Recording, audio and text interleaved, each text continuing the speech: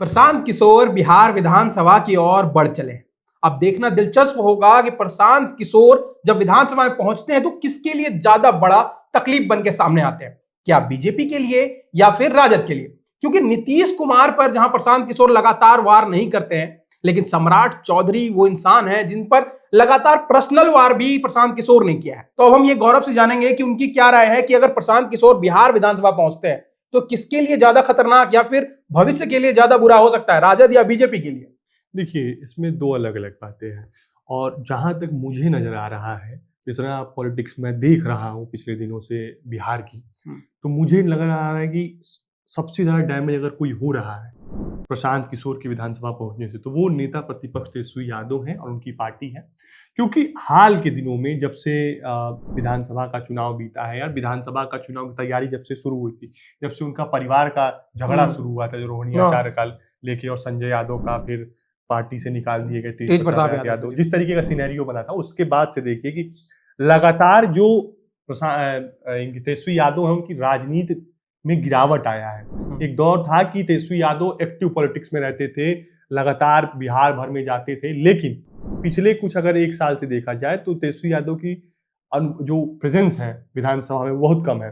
कई ऐसे मौके देखे गए हैं कि जब विधानसभा में नेता प्रतिपक्ष को होना चाहिए लेकिन तेजस्वी यादव नहीं रहते। यहाँ तक कि खबर तो ये भी है कि जो उनके विधायक जीत के आए हैं 2025 के विधानसभा चुनाव में, वो तक मिलने का समय मांग रहे हैं, तो तेजस्वी यादव नहीं दे पा रहे हैं। ऐसे में एक मजबूत जो विपक्ष का जो एक सीट खाली है, मजबूत विपक्ष का, वो सीट को भरने के लिए प्रशांत किशोर पुरजोर कोशिश करेंगे। और जिस तरीके की राजनीति वो कर रहे हैं, मुझे लगता है कि वो आरजेडी से ज्यादा तेज हमलावर हैं भारतीय जनता पार्टी की ओर।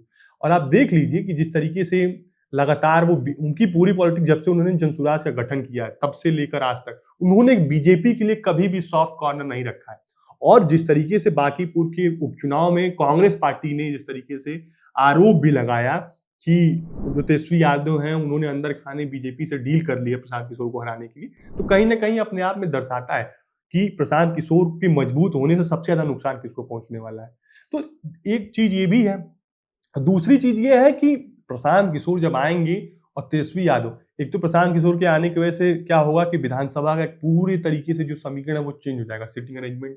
भले वो पीछे बैठे, प्रशांत किशोर पहली टर्म के विधायक, उनको सीट पीछे वाली मिलेगी, लेकिन जब वो बोलने उठेंगे तो वो अशोक चौधरी से भी सवाल पूछेंगे, क्योंकि अशोक चौधरी से भी सवाल पूछेंगे, वो सम्राट चौधरी पर भी सवाल पूछेंगे। और सबसे बड़ा चीज, जब से मुख्यमंत्री नीतीश कुमार को हटा के और सम्राट चौधरी मुख्यमंत्री बनाया गया सम्राट चौधरी को, तब से वो एक ही चीज कह रहे हैं कि मैंडेट जो 2025 का मिला था वो नीतीश कुमार के नेतृत्व में मिला था, नीतीश कुमार के चेहरे पर मिला था, ना कि सम्राट चौधरी के चेहरे पर। तो अब जो लगातार आरोप लगाते रहे कि सम्राट चौधरी को थोपा जा रहा है बिहार पर, 7वीं फेल बताते हैं, कई मर्डर के एक्यूज बताते हैं, तो जिस तरीके से वो पूरा इमेज गढ़ते हैं सम्राट चौधरी का और जिस तरीके का इमेज वो तेजस्वी यादव गढ़ते हैं, तो ये दोनों पार्टियों के लिए आसान नहीं रहने वाला है। भारतीय जनता पार्टी के लिए भी आसान नहीं रहने वाला है। मंगल पांडे अब तो कैबिनेट उससे बाहर हो गए हैं, कैबिनेट से, लेकिन विधानसभा में वो भी होंगे।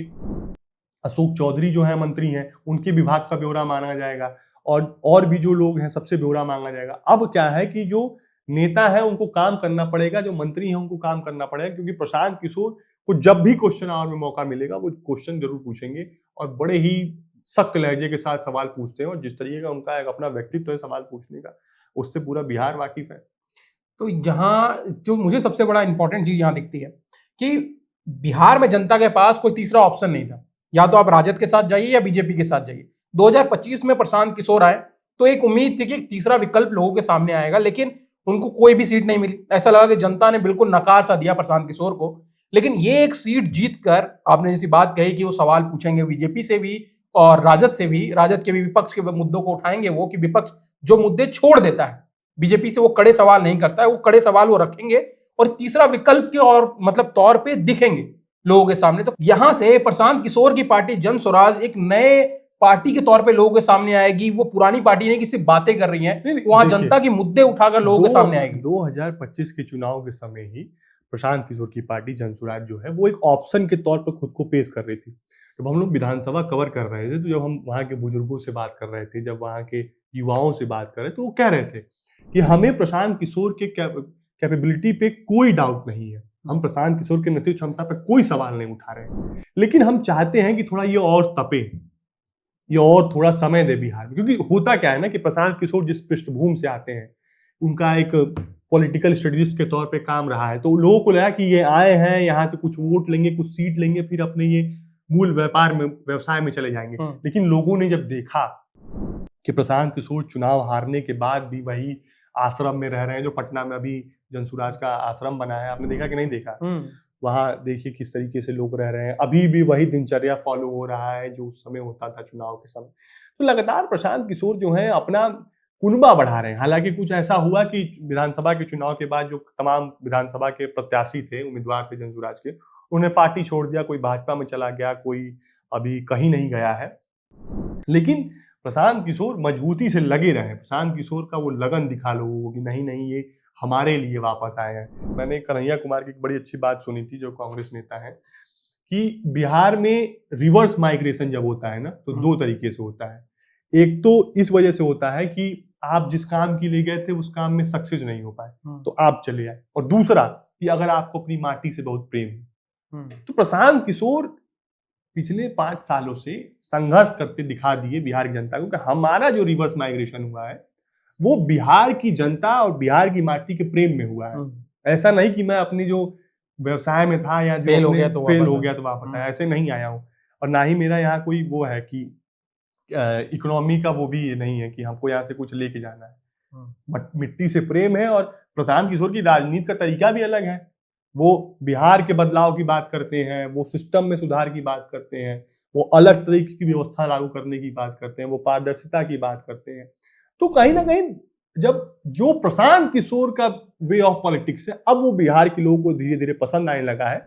और जहां तक मैं देख पा रहा हूं कि अब क्योंकि 2026 चल रहा है, अगला चुनाव 30 में है, मुझे लगता है 3.5 साल से ज्यादा का वक्त है प्रशांत किशोर के पास।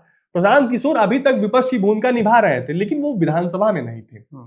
अब वो विधानसभा में भी हैं और जमीन पर भी हैं। अब उनके जो कार्यकर्ता हैं उनको एक नैतिक रूप से भी बल मिलेगा कि अरे हमारा नेता है सवाल खड़ा करने के लिए। अब अगर जनसुराज में कोई कार्यकर्ता अगर लाठी खाएगा तो जनसुराज का एक नेता है जो विधानसभा में विधानसभा अध्यक्ष के सामने सवाल पूछेगा, सरकार से पूछेगा, प्रशासन से पूछेगा कि हमारे कार्यकर्ताओं को क्यों मारा गया। तो कहीं ना कहीं जो कारवां है वो अब हमको धीरे धीरे बढ़ता हुआ दिखाई दे रहा है प्रशांत किशोर का और जनसुराज का। तो ठीक है, आज का एपिसोड यहीं तक। और अगर आपको ये वीडियो पसंद आया है तो इसको लाइक करें और ऐसी वीडियोस के लिए जुड़े रहे हमारे साथ और सब्सक्राइब करें बजरबट्टू दुनिया।